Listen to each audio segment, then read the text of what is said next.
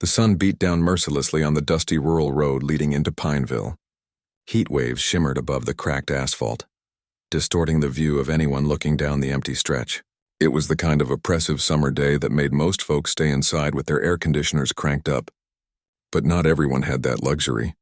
About half a mile outside town, a group of men had set up what they called a community protection point, at a narrow section where the road dipped between two hills.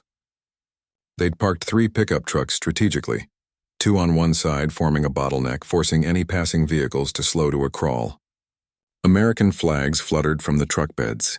Alongside a few other banners bearing slogans about freedom and protection, the men called themselves the Freedom Defenders. There were 8 of them today, all white men ranging from their early 20s to late 60s, wearing a mismatched collection of camo pants, tactical vests, and patriotic t-shirts. Each carried a sidearm, and a few had rifles slung across their backs. They'd been taking shifts at this spot for the past week, ever since rumors started spreading about troublemakers planning to come to their town. "Hand me that cooler, Ronnie," called out a stocky man with a sun-reddened face and a graying beard. This was Dale, who'd appointed himself the leader of this group a few months back. He wiped sweat from his forehead with a bandana and squinted down the empty road. "Gonna be another scorcher today." Ronnie, barely out of his 20s with a thin frame and nervous energy, dragged the cooler over. "You think anyone's actually gonna come through here today, Dale? We've been out here for days and ain't seen nothing suspicious." "That's the point," said another man older than Dale with deep creases around his eyes from decades of squinting in the sun. This was Ray, who'd spent some time in the army back in his youth and never let anyone forget it. "They know we're here now, keeping the bad elements away," the group murmured in agreement, though a couple exchanged glances that suggested they weren't entirely convinced. They'd been fed a steady diet of online stories about cities burning, communities under siege, and the need for real Americans to stand up and protect what was theirs. None of them could point to anything specific that had happened in Pineville to warrant their actions, but they felt the threat all the same, a vague, looming danger to their way of life. A younger member named Tyler was the first to spot the approaching vehicle. "Heads up," he called out, grabbing his rifle instinctively before letting his hand fall away. It was just a single car, after all. The black SUV was still about a quarter-mile away, moving at a steady pace. As it drew closer, Dale moved to the center of their makeshift checkpoint and raised his hand in a signal to stop. "Everyone stay cool," he instructed. "Remember, we're just concerned citizens protecting our community." Inside the SUV, retired Army Master Sergeant Michael Johnson immediately spotted the roadblock ahead. 22 years in the military had honed his situational awareness to a razor's edge, and something about this setup sent a clear warning signal through his mind. "What in the world?" he muttered to himself, slowing the vehicle gradually. Michael was heading to his daughter's place in Pineville. She'd just bought her first home there, and he was bringing over some tools to help with renovations. At 55, Michael still maintained the powerful build and straight posture of his military days. 3 tours in Afghanistan and 1 in Iraq had left him with a bad knee, a collection of scars, and an unshakable sense of duty. He assessed the situation quickly as he approached. Civilian vehicles, armed men, no official markings or uniforms, definitely not a police checkpoint or military operation. His grip tightened on the steering wheel as he slowed to a stop about 20 feet from the man standing in the road. Michael rolled his window down halfway. "Afternoon," he said, his deep voice carrying easily in the still air. "Is there a problem here?" Dale approached the driver's side window, trying to project authority, despite the sweat staining his shirt. When he saw Michael, a broad-shouldered, black man with close-cropped gray hair and the unmistakable bearing of someone who'd spent serious time in uniform, something in his expression flickered, just keeping an eye on. "Who's coming into Pineville?" Dale said, resting his hand on his holstered pistol in what he probably thought was a casual gesture. "You heading into town?" "I am," Michael replied evenly, taking note of the hand on the weapon. "My daughter lives there. Is there some emergency I should know about?" By now, the other men had gathered closer, forming a loose half-circle around the SUV. Michael noticed how they positioned themselves. Amateur tactics, but still potentially dangerous. "No emergency," Dale said. "Just being careful these days. A lot of strange folks on the roads. What'd you say your business was again?" Michael didn't miss the shift in tone. "I didn't. But like I said, I'm visiting my daughter. She moved here recently." Ray stepped forward, squinting at Michael. Don't recall seeing you around before. Your daughter just moved in, you say? Which neighborhood would that be? Michael felt a familiar tension building in his chest. He'd encountered situations like this before, though usually in places far from American soil. He kept his hands visible on the steering wheel. Look, I don't mean any disrespect, but I don't believe I'm required to explain my family business to unofficial roadblocks. Are you gentlemen with law enforcement? The question hung in the air. A couple of the younger men shifted uncomfortably. We're concerned citizens, Dale stated firmly. Got a right to protect our town. I understand wanting to protect your community, Michael said, his voice remaining calm despite the increasing tension. I've spent most of my life doing exactly that. 22 years in the United States Army. That information caused another shift in the group's demeanor. Ray's eyes narrowed, studying Michael more carefully now. Military, huh? Ray asked. Which branch and unit? Army. 10th Mountain Division, among others, Michael answered. He could play this game all day if needed. Retired as a master sergeant 2 years ago. Ray straightened slightly. I was Army too. Long time back? Dale seemed annoyed by this exchange. That's all fine, but we still need to know exactly where you're headed in Pineville. Michael weighed his options. The situation wasn't improving. These men had no legal right to stop him or demand information, but escalating the confrontation could be dangerous for everyone involved. Before he could respond, another vehicle approached from the Pineville side of the road. A white pickup truck with the county sheriff's department logo on the door pulled up behind the militia's vehicles. A deputy stepped out, adjusting his hat against the sun. What's going on here, gentlemen? The deputy called out, walking toward the group with the unhurried gait of a man used to diffusing tense situations. Dale turned, clearly frustrated by the interruption. Just having a conversation, Deputy Wilson. The deputy, a man in his 30s with a serious expression, surveyed the scene quickly. Looks like you've set up some kind of checkpoint on a public road. We talked about this last month, Dale. Just being neighborly, Dale insisted, though his voice had lost some of its edge, making sure folks have good intentions coming into town. Deputy Wilson shook his head slightly. That's not how we do things around here. He approached Michael's vehicle. Everything okay, sir? I was just explaining that I'm heading into town to visit my daughter, Michael said. The deputy nodded. You're free to go about your business. This is a public road. He turned back to Dale and the others. And I'm going to need you gentlemen to clear this area. Now. Dale's face flushed red. We got rights too, Deputy. This town needs protection. If you're concerned about something specific, you can come by the station and file a report, the deputy replied firmly. But setting up unauthorized checkpoints isn't legal, and you know it. The standoff stretched for several tense seconds before Ray placed a hand on Dale's shoulder. Come on, not worth the trouble today. Reluctantly, Dale backed away from Michael's vehicle. We're watching out for this town, whether you appreciate it or not, he said, directing his words more to the deputy than to Michael. As the militia members began moving back to their vehicles, Michael rolled up his window and exchanged a nod of thanks with the deputy. But as he prepared to drive forward, Ray approached his window again. Michael hesitated, then lowered it slightly. 10th Mountain, you said? Ray asked quietly. That's right, Michael confirmed. Ray studied him for a moment longer. My nephew served with them in Afghanistan. Good outfit. He seemed about to say something more, but instead just nodded and stepped back. As Michael drove past the disbanded checkpoint, he couldn't shake the feeling that this wasn't over. Something was brewing in Pineville, and now somehow he'd become part of it. He reached for his phone, thinking he should give his daughter a heads up about what was happening on the outskirts of her new home, E-Town. What Michael didn't know was that this chance encounter was about to change everything, not just for him and his daughter, but for the entire town of Pineville. Michael pulled into the driveway of a modest one-story home with fresh blue paint and a small front porch. His daughter Vanessa was already waiting outside, arms crossed with a worried expression on her face. At 32, she had her father's determined eyes and practical nature, working as a nurse at the local hospital since moving to Pineville 3 months ago. Dad, what happened? She asked as soon as he stepped out of the SUV. You sounded concerned on the phone. Michael grabbed his toolbox from the back before answering. Just a strange welcome committee on the road into town. Nothing I couldn't handle, Vanessa frowned. The Freedom Defenders? I've heard some of the hospital staff talking about them. They just started showing up around town a few months back. Inside her home, over glasses of iced tea, Michael described the encounter in more detail. Vanessa listened intently, her expression growing increasingly troubled.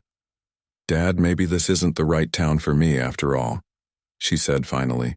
"I moved here because the hospital had openings and the housing was affordable, but I'm getting weird vibes from some folks." Michael studied his daughter's face. "Have you had problems here?" "Nothing direct," she admitted. "Just comments. Questions about where I'm really from. People watching me a little too closely at the grocery store." Michael's jaw tightened. Some things never changed, no matter how many years passed or how many medals the Army pinned on his chest. "You're not going anywhere," he said firmly. "You bought this house fair and square. You've got a good job helping people. Nobody's going to run you out of town because they're uncomfortable with change." Before Vanessa could respond, a knock at the door startled them both. Michael moved instinctively to position himself between the door and his daughter, old habits from decades of training. Vanessa checked through the peephole, then relaxed slightly. "It's Deputy Wilson," she said, recognizing the officer from Michael's description. She opened the door, and the deputy removed his hat politely. "Ms. Johnson? Sorry to bother you. I'm Deputy Wilson from the county sheriff's office. I met your father earlier today." "Come on in, Deputy," Michael called from behind Vanessa. "Appreciate your timing earlier." The deputy stepped inside, declining the offered seat with a shake of his head. "This isn't a social call, I'm afraid. Wanted to give you folks a heads up. There's been some talk around town since your encounter with Dale's group." "What kind of talk?" Vanessa asked. Deputy Wilson looked uncomfortable. "Some of those men have been spreading word that outsiders are moving in to take over the town. They're using your dad's arrival as some kind of proof." He turned to Michael. "I want to apologize for that welcome to our town, sir." Michael waved off the apology. "Not your fault, Deputy. I've dealt with worse." "Still," the deputy insisted, "it's not right. Most folks in Pineville are good people. But there's been tensions lately with the economy struggling and the mill closing last year. Dale and his crew have been feeding on that fear." "And what are the authorities doing about armed men setting up illegal checkpoints?" Michael asked pointedly. The deputy sighed. "Sheriff's office is undermanned since budget cuts. And to be honest, Dale's got friends in the local government. Some folks think he's providing a service." "A service?" Vanessa repeated incredulously. "Harassing people based on how they look?" "I don't agree with it," Deputy Wilson said quickly. "Just explaining the situation. The reason I came by..." He hesitated before continuing. "There's a town council meeting tomorrow night. Dale and his group are planning to attend, pushing for some kind of official neighborhood watch status. Thought you might want to know." After the deputy left, Vanessa turned to her father with concern in her eyes. "Dad, I don't want you getting involved in local politics. You're just visiting." Michael unpacked his toolbox with deliberate motions. "Let's get those kitchen cabinets hung like we planned. Then we'll talk about tomorrow." The community center was packed by the time Michael and Vanessa arrived the next evening. They found seats near the back, acutely aware of the stares and whispers their entrance generated. Michael recognized several faces from the roadblock incident, including Dale and Ray, seated prominently in the front row. The town council, 5 members seated at a long table on a small stage, called the meeting to order. After handling some routine business, the council president, a heavy-set man named Frank Thompson, addressed the main issue. "Now, we've got a proposal from some concerned citizens about establishing an official community watch program. Dale Winters, you have the floor." Dale stood and turned to face the crowd, his chest puffed out importantly. "Folks, we all know Pineville is changing and not necessarily for the better. Strangers coming in, no connections to our community, no respect for our ways." A murmur of agreement rippled through parts of the audience. "Me and the Freedom Defenders have been volunteering our time to keep an eye on things. Make sure everyone coming into our town has good intentions. All we're asking for is official recognition and maybe some modest funding for equipment." Frank nodded thoughtfully. "Anyone else want to speak on this matter?" Several people raised their hands, mostly in support of Dale's proposal. Michael listened as speakers described exaggerated threats and dangers supposedly facing their small town, painting a picture that barely resembled reality. Finally, An elderly woman stood up.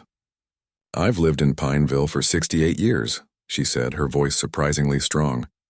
"And I remember when people said the same things about the Italian family that opened the grocery store and the Vietnamese family that started the restaurant. Every time it was fear talking, not facts. This caused a stir in the room with both supportive murmurs and dismissive scoffs. Michael felt dozens of eyes turned toward him. He hadn't planned to speak, but something in him, the same something that had led him to volunteer for difficult missions throughout his military career, wouldn't let him remain silent. He stood up. "My name is Michael Johnson," he said, his deep voice carrying easily without shouting. "I'm a retired Master Sergeant, United States Army. 22 years of service, 4 combat tours." The room fell silent. "I've spent my adult life protecting American communities, both abroad and at home. And I have to tell you, what I saw yesterday on the road into town wasn't protection. It was intimidation." Dale jumped to his feet. "Now wait just a minute." "I'm not finished," Michael said calmly, with the kind of authority that made even Dale hesitate. "I understand wanting to keep your community safe. But setting up armed checkpoints to harass visitors isn't safety. It's the opposite." Ray, who had been watching Michael intently, stood up as well. "You said 10th Mountain Division yesterday. When did you serve?" "First deployment was in 2005, Michael answered. "Then again in 2008, 2013, and finally 2017. Ray nodded slowly. "I had a nephew, Greg Simmons. He was with 10th Mountain in Afghanistan, 2013. Michael's expression changed as he searched his memory. "Staff Sergeant Simmons?" "Led a platoon securing supply routes near Kandahar." Ray's eyes widened slightly. "That's him. Good soldier," Michael said simply. "Saved my life once when our convoy hit an IED.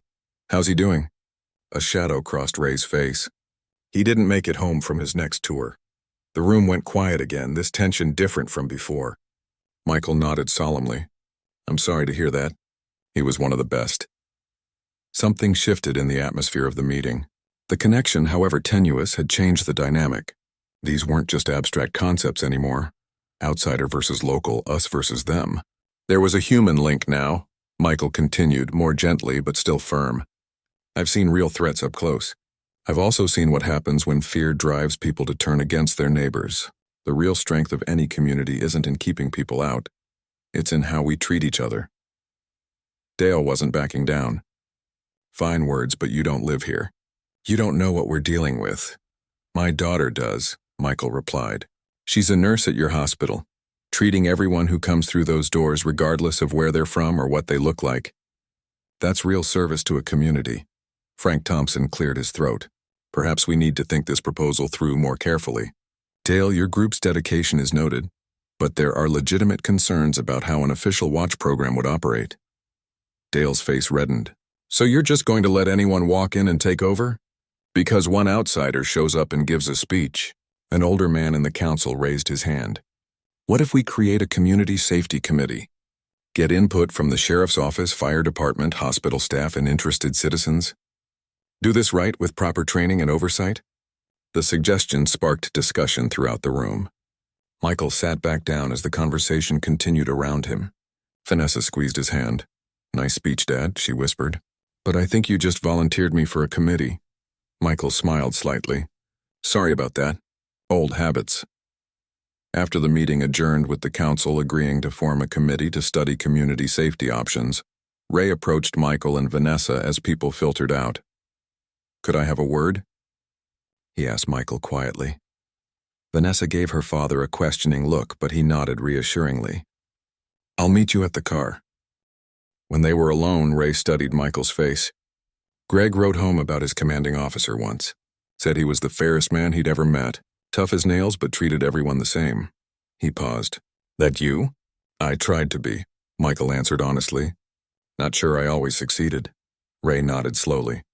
"Dale and some of the others, they won't back down easy. They've got a lot invested in being the ones to save this town." "And you?" Ray looked away for a moment. "I joined up because I was worried about changes coming to Pineville. But maybe," he sighed, "maybe I've been looking at things all wrong. Greg would be ashamed of what I've been part of lately." Michael didn't offer easy absolution. There's still time to choose a different path. As Ray walked away, Michael knew the conversation at the town council meeting was just the beginning. The real work, and likely the real conflict, was still to come. The week following the town meeting brought an uneasy calm to Pineville. Michael extended his visit, claiming he had more home improvement projects to help Vanessa with, but they both knew the real reason. The Freedom Defenders had stopped their roadblock activities, at least temporarily, but tension still hung in the air like the approach of an unseen storm. Michael was replacing rotted boards on Vanessa's back deck when he heard a vehicle pull into the driveway. Setting down his hammer, he walked around to find Ray standing beside an aging blue pickup truck looking uncomfortable. "Afternoon," Ray said, removing his cap. "Hope I'm not intruding." Michael wiped sawdust from his hands. "What can I do for you?" Ray shifted his weight. "Thought maybe we could talk. Got some things on my mind since the meeting." Vanessa appeared at the front door, eyeing their visitor with suspicion. Michael gave her a reassuring nod before turning back to Ray. "Come around back. Could use a hand with this deck anyway." For the next hour, the two men worked side by side, saying little. Ray proved handy with tools, following Michael's lead without needing much instruction.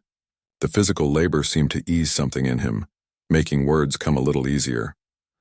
"I've been thinking about what you said at the meeting," Ray finally ventured, measuring a board for cutting, "about real service to the community." Michael nodded but didn't interrupt.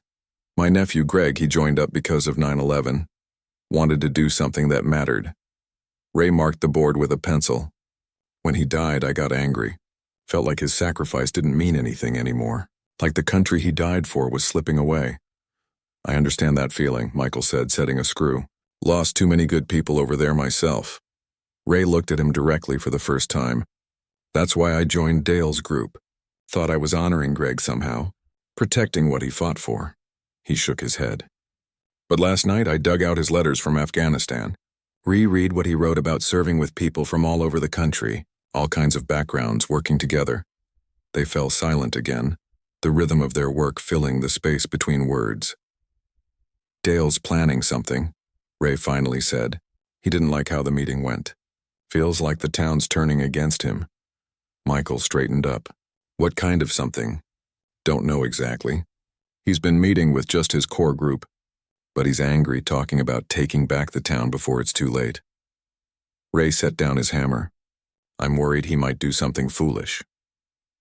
The next evening, Michael joined Vanessa for the first meeting of the newly formed Community Safety Committee at the town library. About 20 people had shown up, including Deputy Wilson, the fire chief, several business owners, and a mix of longtime residents and newer arrivals. Frank Thompson from the town council was facilitating. "Glad to see such a good turnout," Frank began. "I think we all want the same thing, a safe, thriving community. We just need to figure out the best way to get there." Michael noticed Ray slip in quietly and take a seat at the back, earning suspicious glances from some attendees. Dale was conspicuously absent. The meeting progressed with discussion of legitimate community concerns. The opioid crisis affecting rural areas nationwide hadn't spared Pineville. There had been a series of break-ins at local businesses over the past year, and the reduced sheriff's department budget meant slower response times for non-emergency calls. "These are real issues," Deputy Wilson acknowledged, "but they require real solutions, not intimidation tactics." An older woman raised her hand. "My grandson got mixed up with drugs last year. It wasn't outsiders who sold to him. It was kids he grew up with right here in town." Others shared similar experiences, gradually building a more complex picture of Pineville's challenges than Dale's simple narrative of outside threats. Michael mostly listened, offering occasional insights from community programs he'd seen work in other places. He was impressed by the thoughtfulness of many participants, even when they disagreed. As the meeting was wrapping up, the library door banged open. Dale strode in with 4 of his followers, all wearing matching Freedom Defenders t-shirts. The room fell silent. "Having a nice little chat about our town's future without inviting everyone, Frank?" Dale asked loudly. Frank stood up calmly. "This meeting was announced at the council session and in the local paper." "Dale, everyone's welcome to participate." Dale scanned the room, his gaze lingering on Michael before stopping at Ray. "I see how it is. Turning on your own now, Ray?" Ray met his stare steadily. "Just listening, Dale, trying to understand all sides." "There aren't sides here," Vanessa interjected. We're all neighbors trying to make this town better. Dale laughed without humor. That's a nice story. Meanwhile, real Pineville families are struggling while the hospital imports workers from who knows where. The fire chief stood up. That's enough, Dale. Vanessa's saved lives in our emergency room, including your cousin after his car accident last month. The reminder seemed to throw Dale off balance momentarily. Michael watched the man carefully, recognizing the dangerous combination of humiliation and anger. The council may have been swayed by fancy military credentials. Dale recovered, pointing at Michael. But people in this town know who's really looking out for them. We've got over 100 signatures supporting official status for the Freedom Defenders. A petition isn't a plan, Michael said quietly, speaking for the first time since Dale's entrance. What's your actual proposal for making Pineville safer? What training will your people have? What oversight? How will you work with existing authorities? Dale wasn't prepared for substantive questions. We know this town. We know what it needs. Then share that knowledge, Michael suggested, keeping his tone reasonable. Work with the committee. Help develop a program that addresses real problems without creating new ones. Dale's face reddened.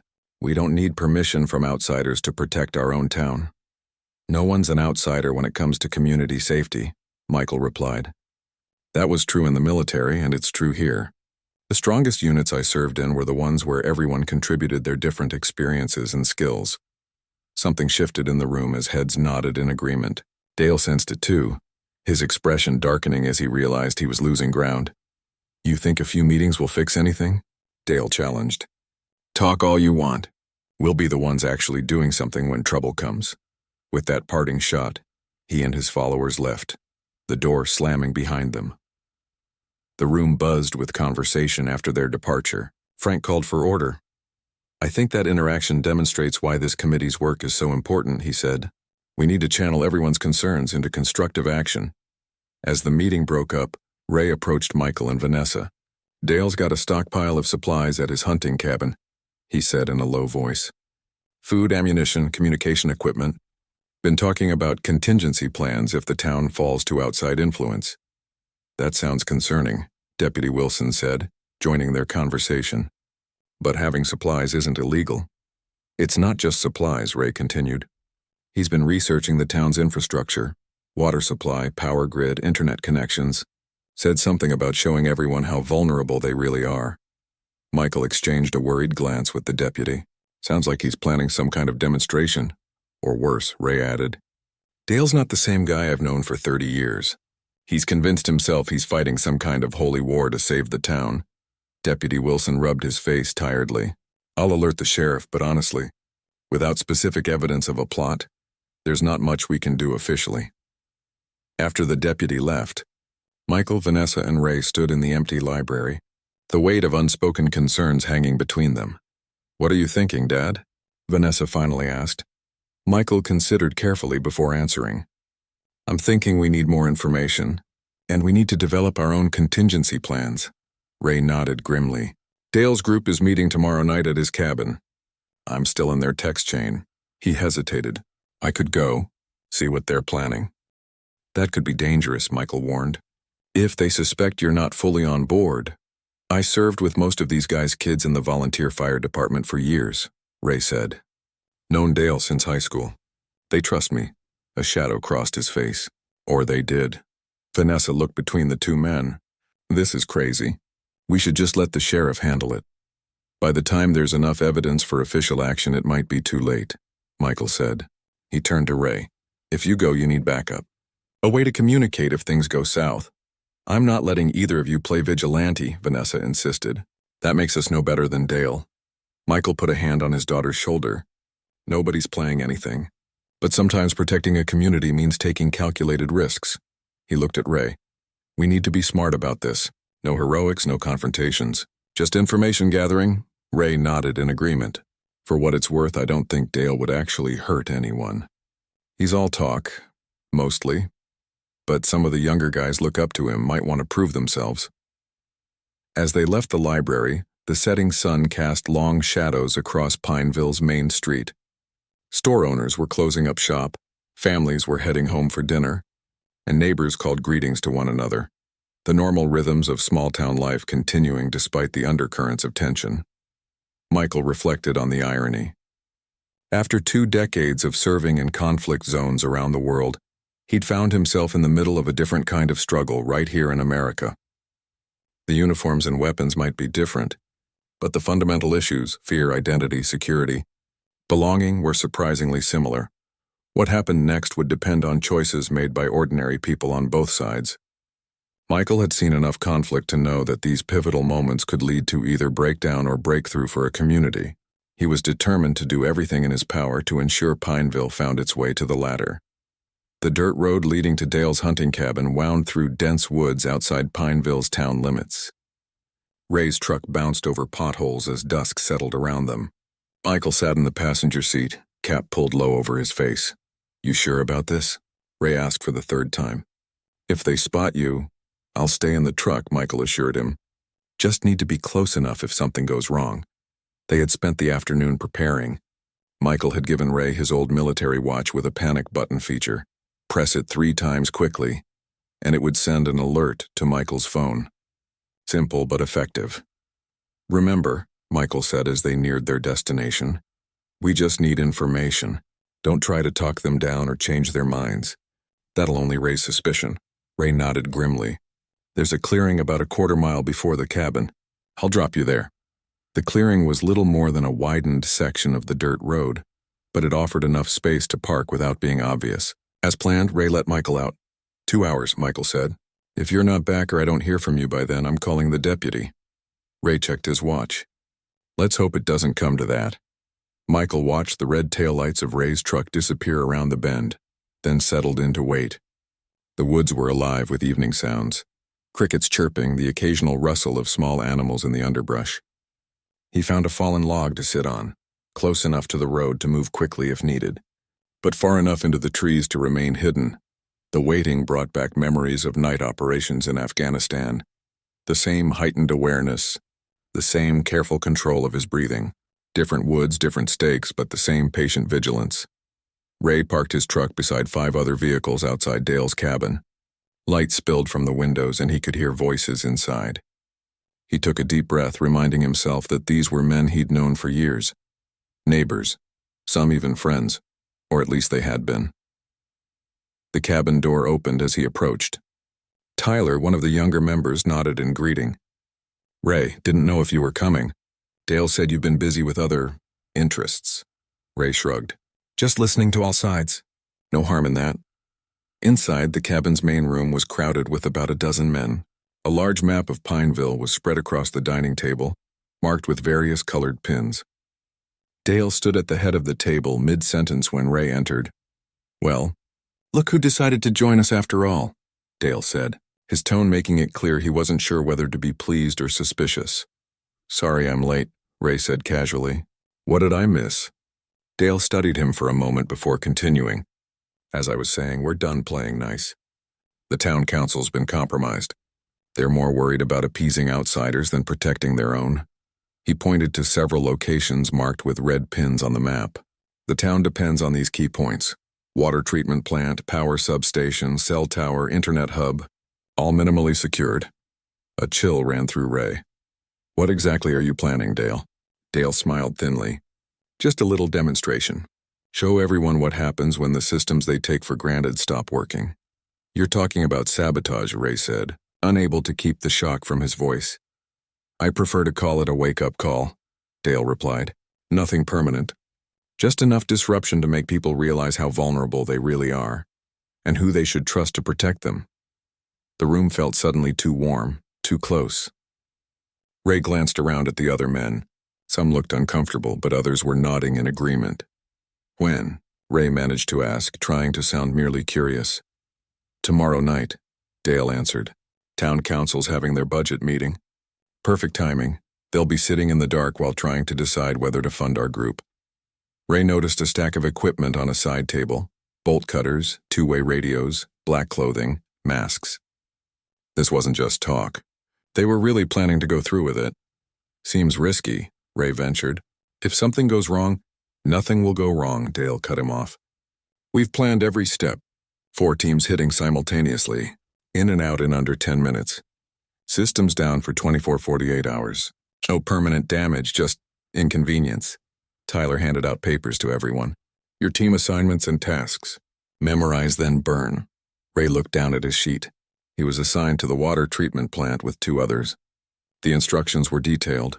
Which gate to enter, which control panels to access, what specifically to disable. This isn't right, an older man named Pete spoke up. I'm all for protecting the town but breaking the law. Sometimes you have to break the rules to do what's right. Dale interrupted. Our grandparents didn't defeat the Nazis by following proper channels. Pretty sure they didn't sabotage their own towns either, Ray said quietly. Dale's eyes narrowed. Having second thoughts, Ray? Maybe you've been spending too much time with your new military friend. The room went silent. All eyes turned to Ray. I'm just saying we should think this through, Ray replied carefully. What message are we really sending here? That we're willing to hurt our own neighbors to make a point. No one gets hurt, Dale insisted. That's the line we don't cross. But people need to wake up, and sometimes that takes a shock to the system. The discussion continued, with Dale addressing objections and reinforcing his plan. Ray said little, absorbing details while trying not to appear too interested or too resistant. He noticed the time. Nearly an hour had passed. Need to step out for a smoke, he announced, heading for the door before anyone could question him. Outside in the darkness, Ray moved away from the cabin lights and quickly pressed the panic button on his watch 3 times. Not because he was in immediate danger, but because what he'd learned couldn't wait. Michael felt his phone vibrate. Ray's signal. 3 quick pulses, their agreed code for urgent information rather than personal danger. He moved closer to the road, waiting. 15 minutes later, headlights appeared. Ray's truck pulled into the clearing. Get in, Ray said tersely. We need to move. Once they were back on the main road, Ray explained what he'd discovered. Michael listened intently, his expression growing darker. This is worse than we thought, Michael said when Ray finished. They're talking about crippling the town's infrastructure. Dale keeps saying no one will get hurt, but he's not thinking clearly, Ray replied. What happens when the water system fails? When the hospital loses backup power? When emergency services can't communicate? Michael nodded grimly. People always get hurt in scenarios like this. I've seen it firsthand. What do we do? Go to the sheriff? With what? Your word against theirs? No evidence, no proof of imminent action? Michael thought for a moment. We need to catch them in the act, or better yet, stop them before they start. How? There are a dozen of them, hitting 4 locations simultaneously. Michael was quiet for several long moments, thinking, we need to build our own team, people we can trust. And we need to move fast. We've got less than 24 hours. Dawn was breaking as Michael, Ray, and Vanessa sat at her kitchen table. They'd been up all night making calls, sending texts, developing a plan. Deputy Wilson had joined them around midnight. Initially skeptical but increasingly concerned as Ray detailed what he'd learned.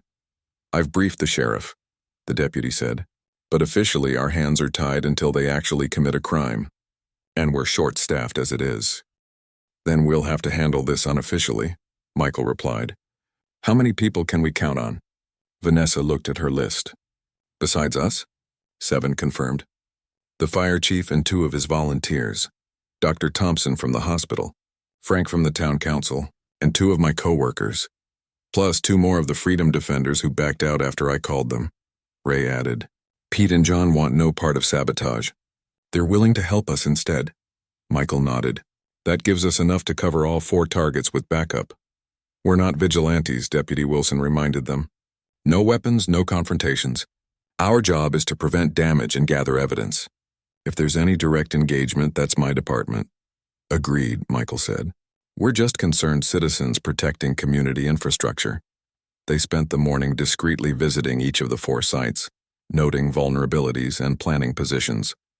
Michael drew on his military experience, assigning teams and establishing communication protocols using their personal phones. By afternoon, an unexpected ally had joined them, the local high school football coach, who brought along 3 parents who were military veterans themselves. The impromptu defense force continued to grow as trusted community members were carefully brought into the fold. I can't believe this is happening in Pineville, Frank said during their final planning session. Neighbors preparing to sabotage neighbors.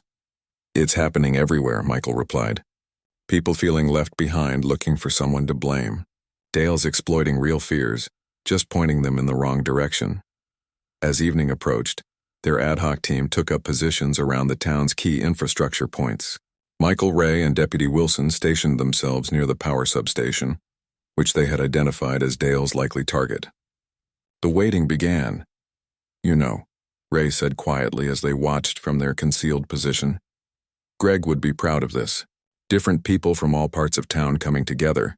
Michael nodded. "This is what real community protection looks like." The deputy's radio crackled.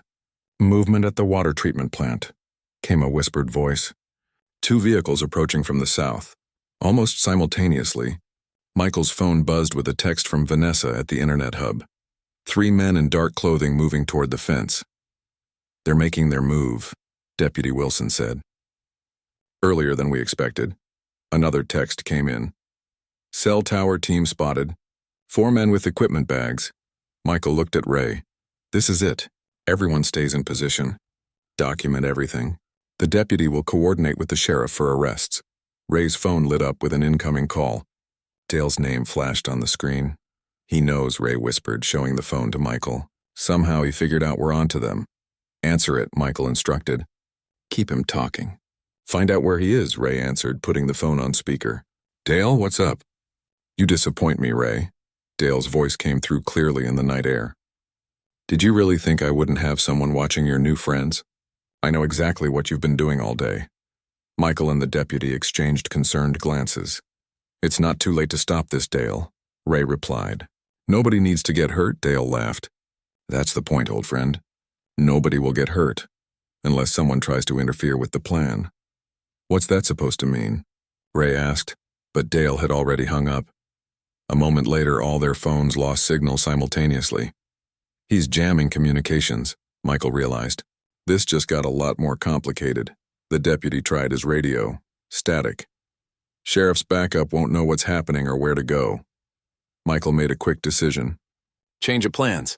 We need to regroup at the town hall." That's where Dale will want his message to have the biggest impact, with the council meeting in session. As they hurried toward their vehicles, a distant transformer exploded in a shower of sparks, plunging half the town into darkness. "Too late," Ray said grimly. "It's already begun." Darkness had fallen over half of Pineville. Emergency lights flickered on in some buildings while others remained completely dark. Car alarms blared in the distance, triggered by the sudden power surge before the blackout. Michael, Ray, and Deputy Wilson navigated through the confusion, abandoning their vehicles when they encountered gridlock and continuing on foot toward the town hall. As they jogged through the darkened streets, residents emerged from homes and businesses, looking confused and concerned. "Power's out at the hospital, too," Vanessa reported when she managed to reach them, slightly out of breath from running. Backup generators kicked in for critical systems, but they're reporting communication problems. "Dale's created the crisis he wanted," Michael observed grimly. "Now he'll try to position himself as the solution." They rounded the corner to the town square. The town hall stood at its center, a 2-story brick building with white columns. Unlike the surrounding area, it was fully lit, either on a different circuit or more likely with its own backup power. "Council meeting still in session," Deputy Wilson noted. "They may not even know what's happening across town."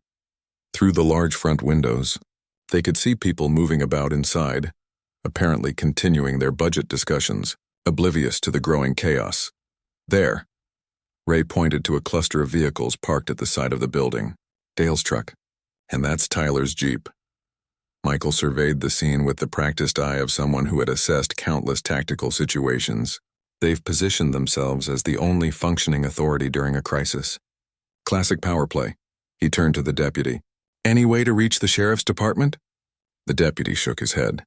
"Cell networks down, radios jammed. We're on our own." "Not entirely," came a voice from behind them.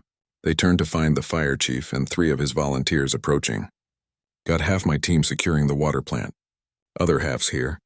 Figure this is where the real action will be." More figures emerged from the darkness. Dr. Thompson from the hospital, Frank from the town council who had slipped out of the meeting, and several others who had responded to their earlier calls for help. "How'd you find us?" Ray asked. "Old-fashioned way," the fire chief replied with a slight smile. looked for where the trouble would be, and headed there. Michael quickly assessed their impromptu team. We need to get inside, but carefully. No confrontation unless absolutely necessary. Our goal is to expose what's happening, not escalate it. I've got a key to the side entrance, Frank offered. Staff use only. Michael nodded. Let's move. Quietly. Inside the town hall, the council meeting had taken an unexpected turn. Dale and 4 of his freedom defenders had entered just minutes earlier, interrupting the budget discussion. Ladies and gentlemen, Dale addressed the room with an air of authority that silenced the confused murmurs. I'm sure you're wondering about the power situation. I'm here to inform you that Pineville is experiencing a coordinated attack on its infrastructure. The council president looked alarmed. Attack? What are you talking about? Who would? That's not important right now. Dale cut him off. What matters is that we warned you this could happen, and now it has. Fortunately, the freedom defenders are ready to implement emergency protocols. Tyler handed out printed documents to each council member. This is our emergency response plan. As you can see, we've already secured the town hall and are deploying teams to protect other essential facilities. This is highly irregular, the council president protested, though his voice wavered with uncertainty. We should contact the sheriff's department immediately. Communications are compromised, Dale informed him with barely concealed satisfaction. But don't worry. We've prepared for this scenario. All we need is your official authorization to implement full emergency measures. The document before them was essentially everything Dale had been pushing for: official recognition of the freedom defenders as Pineville's authorized security force, with emergency powers during any crisis situation, and a significant budget allocation. You expect us to sign this now? Without proper review? One council member asked incredulously. Dale's expression hardened. The longer you wait, the worse this crisis gets. People are scared, systems are failing, and you're worried about procedure? Outside the council chambers, Michael's group had entered through the side door and was moving silently through the darkened corridor. They could hear Dale's voice echoing from the main meeting room. He's making his play, Michael whispered, using the chaos he created to force their hand. Classic strongman tactic, the deputy agreed. Create a problem, then offer yourself as the only solution. They reached the back entrance to the council chambers. Through the small window in the door, they could see Dale standing at the podium, the council members looking increasingly pressured. We need to expose what's really happening, Vanessa said. But how? Michael thought quickly. Frank, can you get back to your seat without being noticed? The council member nodded. Side entrance behind the dais. They won't see me coming in. Good.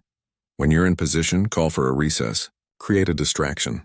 That's when we'll move. As Frank slipped away, Michael turned to Ray. Time for you to make a choice. Dale still thinks you're just having doubts. You could walk right in there.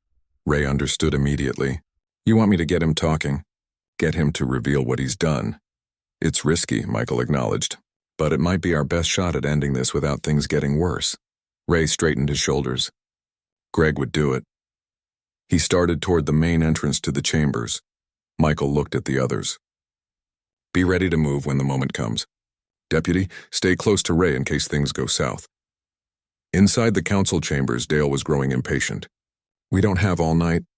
Every minute you hesitate, the situation deteriorates. I think we should at least call for a brief recess to discuss, the council president began. There's no time for that. Dale snapped, mask slipping. Sign the authorization now, or what, Dale? All heads turned as Ray entered through the main door, walking calmly down the center aisle. Dale's surprise quickly gave way to suspicion. Decided whose side you're on, Ray? I'm on Pineville's side, Ray replied, stopping a few feet from the podium. Always have been. Question is, are you? Dale laughed humorlessly. Look around. The systems are failing just like we warned. The town needs leadership right now.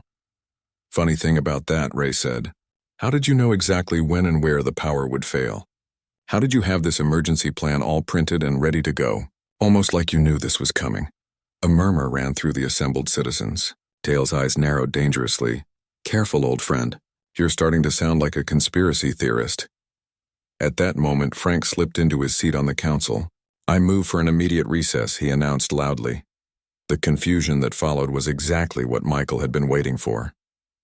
As council members stood and onlookers turned to each other with questions, Michael's team entered from multiple doors, spreading throughout the room. "What is this?" Dale demanded, spotting Michael. "What are you doing?" Michael moved to stand beside Ray. "Just some concerned citizens, Dale, here to help during a crisis." Deputy Wilson joined them.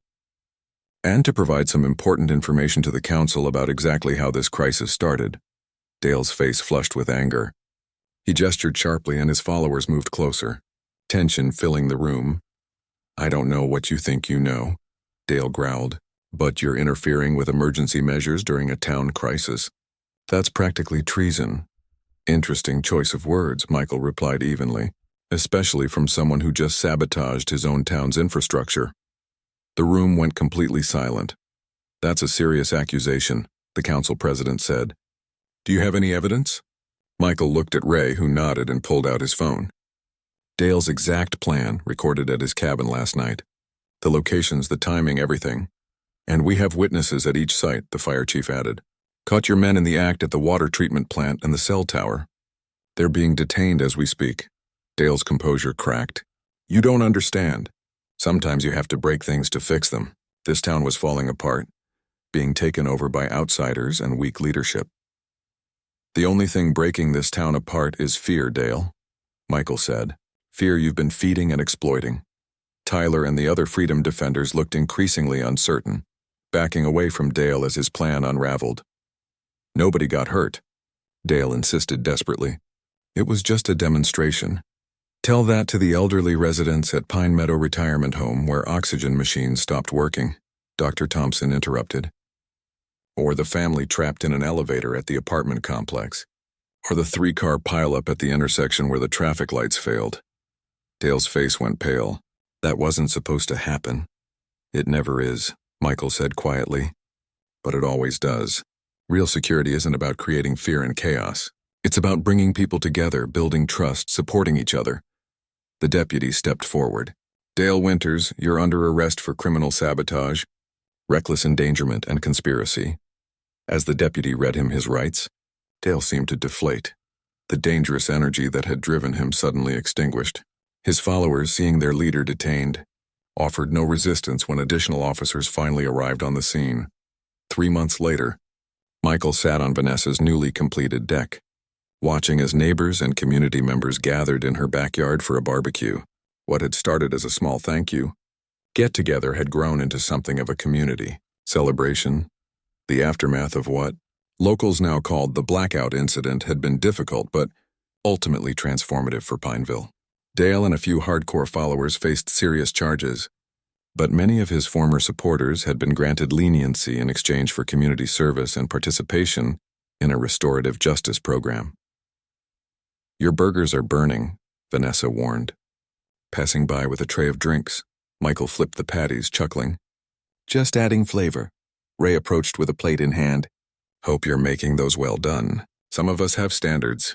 Their easy banter would have been unimaginable months earlier. Ray had become something of a bridge builder in town, working to heal the divisions that Dale had exploited. Across the yard, Deputy Wilson, recently promoted to Sheriff Wilson after his predecessor retired, was deep in conversation with members of the newly formed Community Safety Council, a diverse group that included longtime residents and newcomers alike.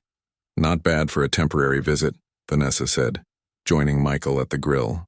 "You were supposed to be here for a weekend, remember?" "It's been almost 4 months," Michael smiled. "Got a little sidetracked. That's one way of putting it." She looked around at the gathering. "You know, most of these people wouldn't have been in the same room together before all this happened." It was true. The crisis, painful as it had forced Pineville to confront the divisions within the community and begin the hard work of healing them. Not everyone had changed their views, of course, but enough had opened their minds to make a difference. Frank approached them, plate loaded with food. "Michael, the town council approved the Veterans Outreach Program yesterday. Funding starts next month." The program had been Michael's idea, a way to channel the genuine desire to serve the community that many of Dale's followers had expressed, but in a positive direction. It would provide support for local veterans while also organizing community service projects that brought different groups together. Guess that means you'll be sticking around a bit longer? Vanessa asked, trying to sound casual. Michael looked at his daughter, then at the community gathered in her backyard. People who had once viewed each other with suspicion were now talking, laughing, and working together. There was still plenty of work to do, bridges to build, trust to restore. But the foundation was there, yeah, he said finally. I think Pineville might need an old soldier for a while yet. Ray raised his glass in a silent toast, and others around the yard gradually noticed and joined in. No grand speeches, no dramatic declarations, just quiet acknowledgement of how far they'd come, and the journey still ahead. As the sun set over Pineville, casting long shadows across the yard, Michael reflected on the strange turns life could take. He'd spent his career defending American values in distant lands, only to find himself fighting for those same principles in a small town no one had ever heard of. Different battlefield, same essential mission, bringing people together rather than driving them apart. In the end, that was the victory that mattered most.